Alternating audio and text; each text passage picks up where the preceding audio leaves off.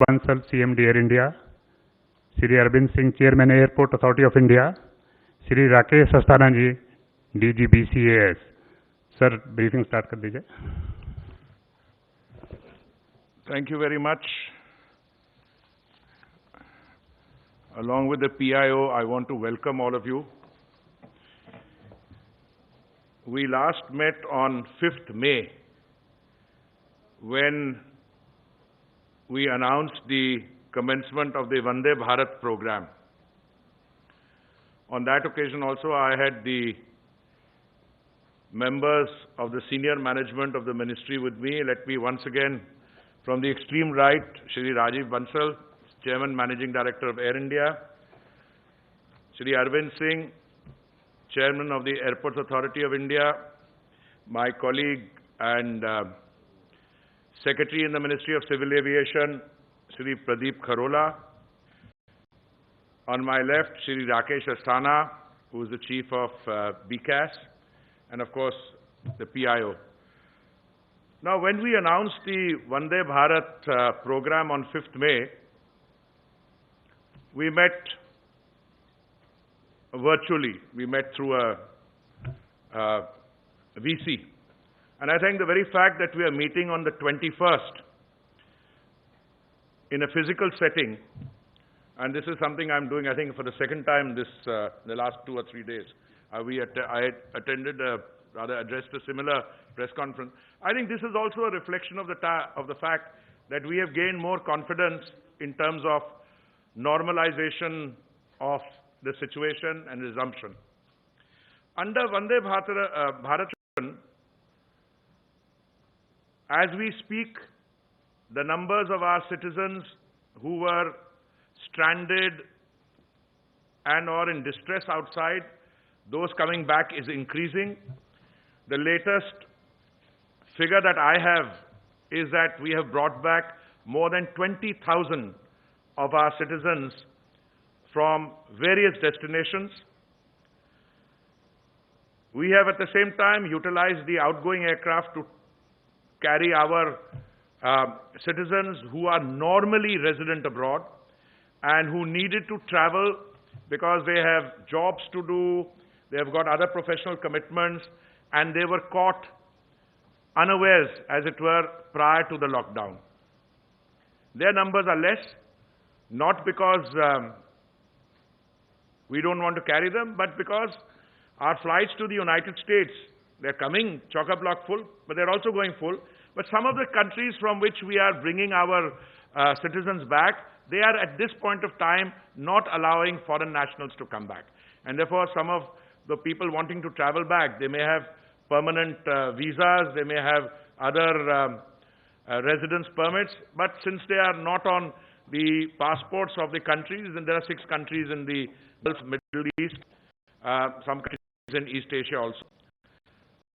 But the larger point I want to make is that we started somewhat cautiously. In the week between 6th and 13th May, the intention was to bring back about 12,800 or so. That was roughly the idea. We have stuck to those figures, but for the second week, which seamlessly was dovetailed into the first week, we ramped up the numbers, made it more than double. And even as we speak, I know my colleague, the CMD Air India and Secretary Civil Aviation, they are already talking in terms of ramping up the number of people to be brought back. Substantial increase in the number of flights that the Air India family, Air Indian Express will be undertaking. But equally, we have also taken up our private carriers, and I'm very happy about that. They had expressed a desire to participate in the evacuation efforts, and I think it's a tribute to them also that they've stood by us, and they are going to be joining in that effort, which will also enable us to increase the number of flights and ensure that more and more people who are in distress or are stranded outside can come back.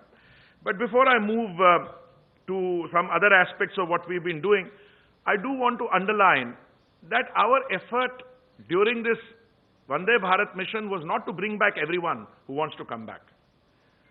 The clear emphasis is on evacuating those of our citizens who are genuinely stranded and in distress abroad.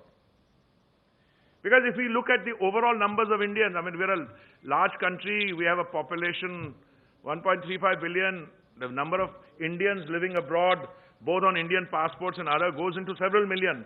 I think more than 25 million according to one estimate. So the idea is not to bring back everyone, only those who are under stress or, who really need to come back. Equally, those of our citizens who have regular jobs outside, which have opened up, they have professional commitments. So the idea is to concentrate on those. But there also the numbers are large, and we are increasing the number of flights and our overall carrying capacity. And this Vande Bharat mission, touch wood, so far has gone very well. As I said, flights are coming back full. I want to compliment Air India and all the other stakeholders, our airports, our DGCA, everyone has worked, our missions in particular, Ministry of External Affairs. Because, these are very difficult circumstances. Locating people, identifying who should travel, under what criteria under priority. These are not easy decisions to make, but it's been doing very well. First phase has given way seamlessly to the second phase and will be increasing as we go along. Another of our activities which was carried out, I think, with great satisfaction to me and to all the other stakeholders, is that after the suspension of flights on 25th March, one of the major initiatives of the ministry, Mission Lifeline Udan, which has now covered more than 5 lakh kilometers, 500,000 kilometers, and under Lifeline Udan, we have carried a cargo load of around 900 tons to various parts of the country. Now, 1 ton is quite a bit, but 900 tons, and if you see what we've carried, essentially covering COVID-19 related reagents, enzymes, medical equipment, testing kits, PPEs, masks, gloves, medicine, and other accessories, and cargo requisition by state and the governments of the Union Territory. The Lifeline Udan flights have received excellent support from all the stakeholders, the state governments and the other stakeholders. Private scheduled operators have also operated cargo flights on a commercial basis. Similarly, on the request of various agencies, Air India has operated chartered flights to bring 1,444 tons of critical medical supplies from abroad, that is, into India. Air India has also carried about 30 tons of critical medical cargo to foreign countries. Now, the point I want to stress under Lifeline Udan is it represents a very important segment of our activity post the lockdown being declared. Because the lockdown was effective, because it was taken early and in a timely manner, we can today say with a great deal of confidence that we have been able to escape the situation which other countries found themselves in. I mean, for a country of India's size, 1.35 billion people, we are testing what, 100,000 people a day? And I think it's in that spirit that all these decisions are being taken. You could argue, if you were to look at it only from a narrow sectarian point of view, that you should continue to be in a continued phase of lockdown for an extended period of time. Well, I'm one of those, and I think most of you will agree, 56 days or 2 months is a fairly long period of time. And that when you come to balance between, as an Honorable Prime Minister keeps reminding us, between life and livelihood, between Jaan and Jahan, I think the time has come for us to open out. Now, we have been in touch with the state governments at different levels, informally, formally, and I can share with you today that after that we announced yesterday's decision, I think I tweeted it around 5 o'clock or so. Secretary and I were part of a consultative process. When we got to know, we tweeted it. We wanted to have this press conference at the earliest so that those of you who might have questions will get an opportunity.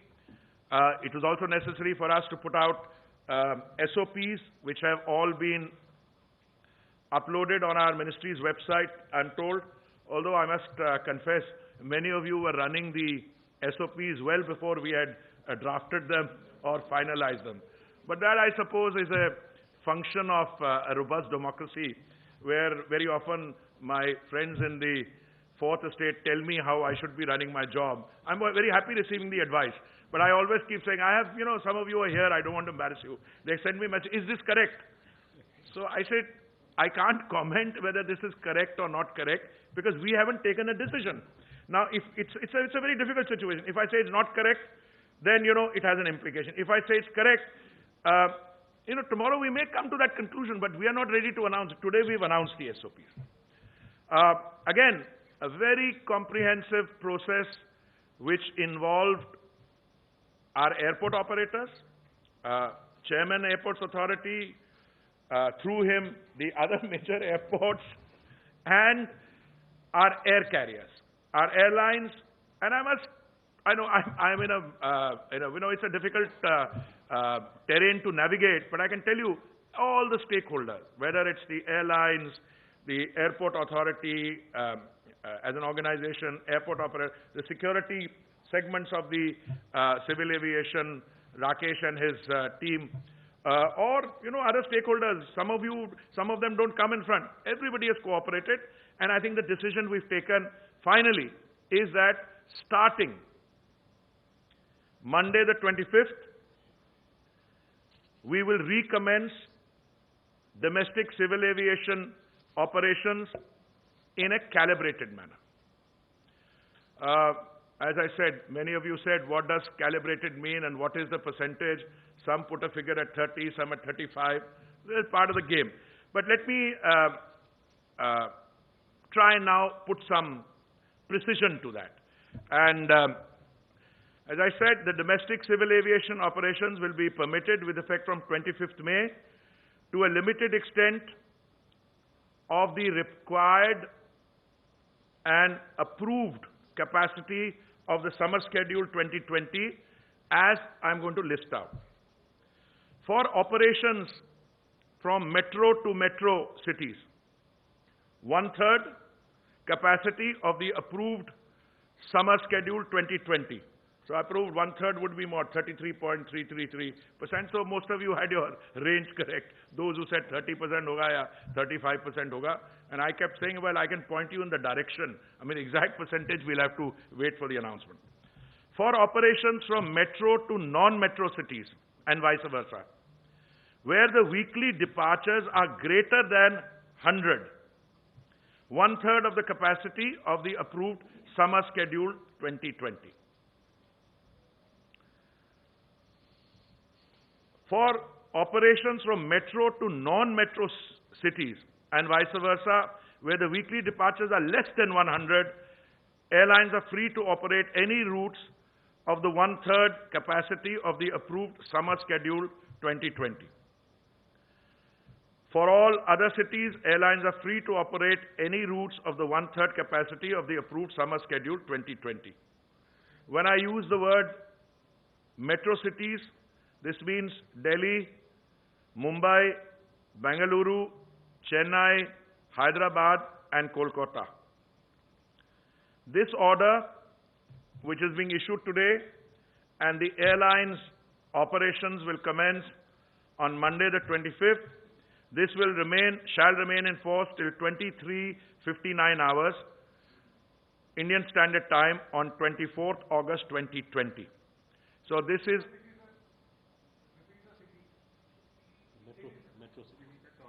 I will give you all that. I'll give you all that. Let me finish. I'll take questions also.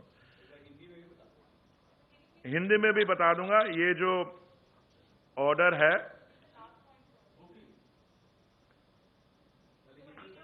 I'll come back to all that, including in Hindi. Please wait. Everything will be explained to you. And everything is being uploaded on our website, so there will be no doubt. मैं आपको ये भी जानकारी देना चाहता हूं कि airports authority ने डिटेल्ड गाइडलाइंस और एसओपीज जो है और जो सिक्योरिटी मेजर्स हैं जरूरी, उनके जो प्रोटोकॉल्स बनाए गए हैं,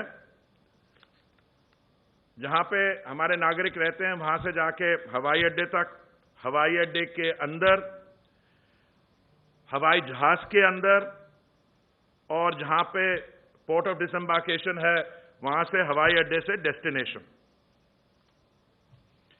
Now I just want to give you a flavor, then we'll take the details question. जैसे मैंने आपसे पहले कहा कि जो डेट ऑफ कमेंसमेंट है सोमवार 25 मई को,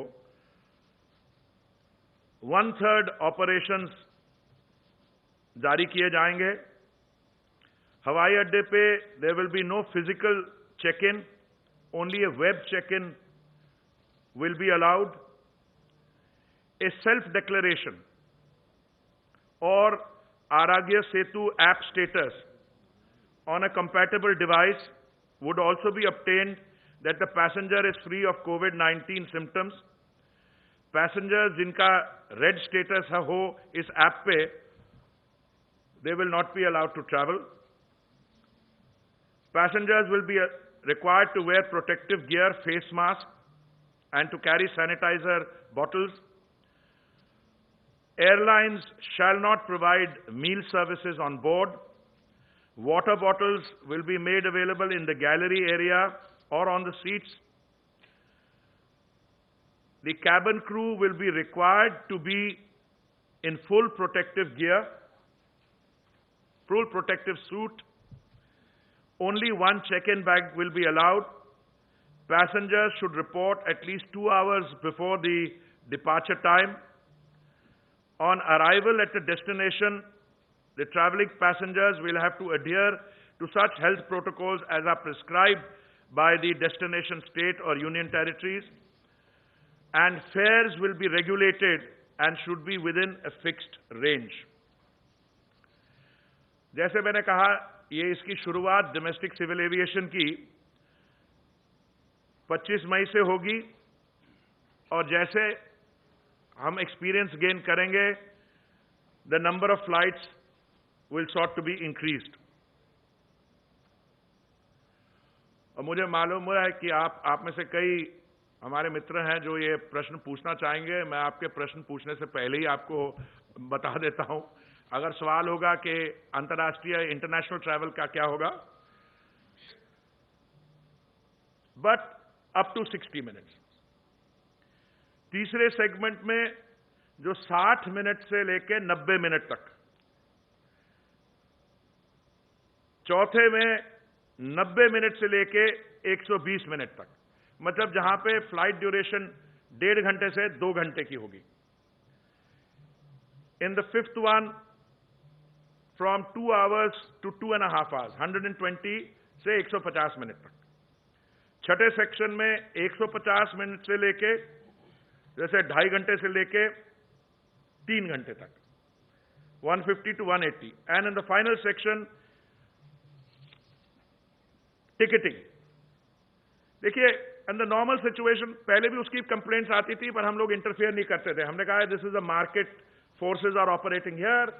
पर उसमें होता क्या था, कुछ सीटें जो है बहुत महंगी बिकती थी अगर उनकी वेबसाइट के अंदर, बहुत महंगी, और कुछ जो है बहुत सस्ती बिकती थी.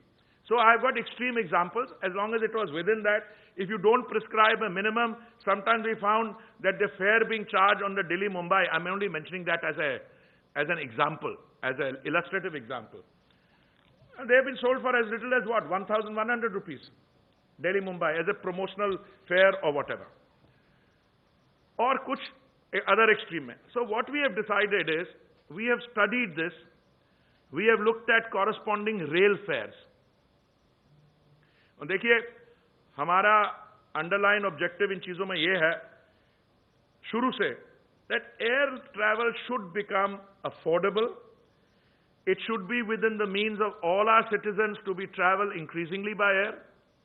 We are today already, we were prior to the Covid crisis और pandemic, we were already, I think, the world's 3rd largest domestic civil aviation market. और मुझे पूरा विश्वास है that after this crisis is over, we will get the sector back into robust growth, and we will be the world's 3rd largest domestic, world 3rd largest market per se, and our ambition is to take it to gradually to number 1 position. What were the fares? Over the years, fares have been, either through competitive, where you have a large number of competing entities. Some of them are low-cost carriers and therefore are competing.